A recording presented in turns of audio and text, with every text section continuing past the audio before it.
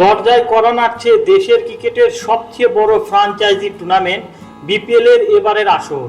সকল অনিশ্চয়তাকে পিছনে ফেলে নতুন বোর্ড প্রেসিডেন্ট শুরুতেই বলেছেন যে কোনোভাবেই টুর্নামেন্টের আয়োজন করতে আগ্রহী তিনি।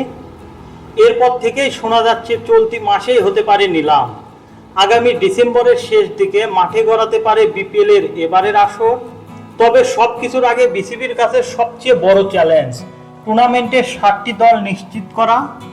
জানা গেছে এরই মধ্যে সেই কাজ প্রায় শেষের পথে। সেখানে থাকতে পারে বেশ কিছু চমকও, এমনকি নতুন কয়েকটি দলকেও দেখা যেতে পারে এবারের বিপিএলে।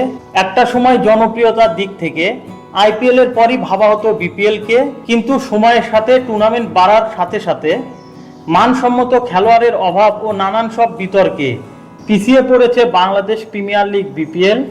তবে নতুন বোর্ড প্রেসিডেন্ট দায়িত্ব নিয়েই বেশ কিছু কার্যকরী সিদ্ধান্ত নেওয়ার উদ্যোগ নিয়েছে, যার সুবাদে আবারও জৌলুস ফিরতে পারে টুর্নামেন্ট ঘিরে অধিক পরিমাণে ফ্র্যাঞ্চাইজির আগ্রহের কারণে।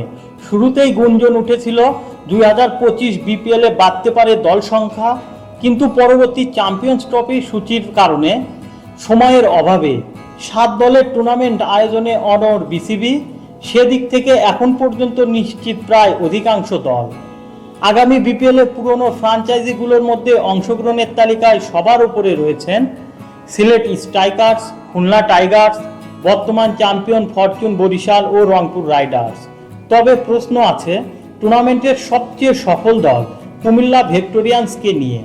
জানা গেছে দলটির কর্ণধার নাফিজা কামাল এখন পর্যন্ত যোগাযোগ করেনি বিসিবির কোনো কর্মকর্তার সাথে। সেক্ষেত্রে যদি শেষ পর্যন্ত দলটি কোনো পজিটিভ সিদ্ধান্তে না আসে, তাহলে নতুন মালিকানায় এবারের বিপিএল এর আসর শুরু করবে কুমিল্লা, যেটি নিয়ে ইতিমধ্যে আগ্রহ প্রকাশ করেছেন মিশরীয় প্রতিষ্ঠান অরাসকম কনস্ট্রাকশন। এদিক থেকে প্রথমবারের মতো ঢাকার মালিকানা কিনেছেন চিত্রনায়ক সুপারস্টার কিং খান শাকিব খান।